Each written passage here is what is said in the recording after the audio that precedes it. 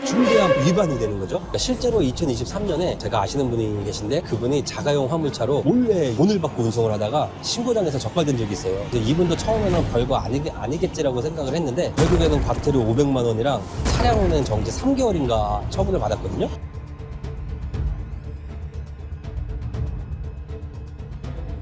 실장님, 오늘은 어떤 내용을 알려주시나요? 요즘에 그 화물 운송을 시작하시는 분들이 엄청 많아지고 있잖아요. 그런데 이제 상담을 하다 보니까 영업용 번호판에 대해서 잘 모르시는 분들이 많이 계시더라고요. 특히 이제 몇 가지 질문을 제가 좀 받았는데요. 첫 번째로는 영업용 번호판이 꼭 필요한가? 두 번째로는 자가용 번호판으로 운송을 하면은 되나 안 되나 이런 것도 있었고요. 세 번째로는 배넘버랑 영업용 번호판이랑의 차이점. 그리고 네 번째로는 영업용 번호판은 어디서 구하며, 그리고 다섯 번째 번호판이 없이 몰래 운송을 하면 단속에 걸리는지 안 걸리는지 이런 질문들을 좀 많이 해주셨더라고요. 그래서 오늘은 영업용 번호판이 왜 필요한지랑 어떻게 구하는지 주의할 점까지 해서 제가 알려드리고요. 화물 운송을 준비하시는 분들은 끝까지 집중해서 봐주시길 부탁드리겠습니다. 실장님, 영업용 번호판이 꼭 있어야 하나요? 그냥 자가용 넘버로 운행을 하면 안 되나요? 우리나라 화물자동차법에서는 타인의 물건을 유상으로 운송을 할 경우에는 반드시 영업용 번호판을 부착을 해야 되고요. 쉽게 말해서 돈을 받고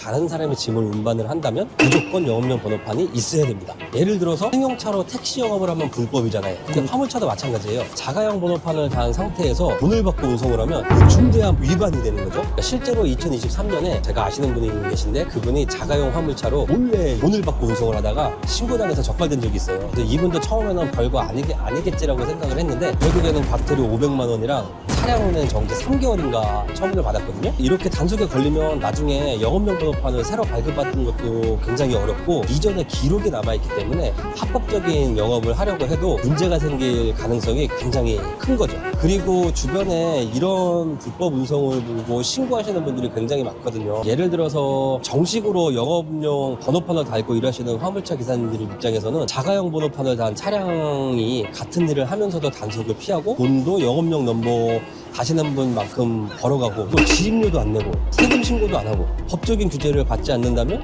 기존 차주님들은 당연히 불공정하게 느껴질 수밖에 없겠죠. 그래서 처음부터 정식 영업용 번호판을 부착하고 합법적으로 운행을 하는 게 가장 안전한 선택이라고 보시면 되겠습니다. 실장님, 그러면 자가용 번호판이랑 영업용 번호판이랑 뭐가 어떻게 다른지 좀 이해 쉽게 설명 좀 해주세요. 이게 그러니까 자가용 번호판이랑 영업용 번호판은 서로 사용 목적이 달라요. 자가용 그 흰넘버 번호판은 개인적인 용도로 차량을 운행할 때 사용하는 번호판이라고 보시면 되고요. 예를 들어서 철물점을 운영하시는 사람이 자기 가게에서 판매하는 물건을 이제 운반하는 경우 자가용 번호판을 달고 운행을 해도 상관이 없습니다. 근데 하지만 그 남의 물건을 돈을 받고 운반을 하면 영업용 번호판이 필요한 거죠. 이때부터는 유상 운송이기 때문에 자가용 번호판으로 운행하면은 엄연히 불법이 되는 거고요. 영업용 번호판은 정식적으로 화물 운송 사업을 할 수 있도록 허가된 번호판이니까 노란색 바탕에 검은색 글씨로 되어 있는 번호판이라고 보시면 되겠습니다. 실장님,